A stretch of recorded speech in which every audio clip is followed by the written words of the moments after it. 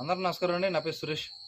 ఈ వీడియో మీరు కంపల్సరీ ప్రతి ఒక్కరికి షేర్ చేయండి. ఏంటంటే ఇప్పుడు ప్రతి ఒక్కరు కూడా బావనీమాలేసి ఎంతో దీక్షతో చాలా దూరం నుంచి ఎక్కడెక్కడి నుంచి విజయనగరం, పలాస, టెక్కలి పైనుంచి నడుచుకుని వచ్చే భవానీలు ప్రతి ఒక్కరు కూడా రోడ్డు పక్కన రావాలని కోరుకుంటున్నామండి. అది కాకుండా వాహనం నడిపే వాళ్ళు కూడా కంపల్సరీ మీరు తగిన జాగ్రత్తలు తీసుకోండి. ఎందుకంటే భవానీలు రోడ్డు పక్కన నడుచుకుని వస్తున్నారు. కానీ ఇప్పుడే నా ఎదురుగుండా రాజనగరం దగ్గరలో యాక్సిడెంట్ అయింది.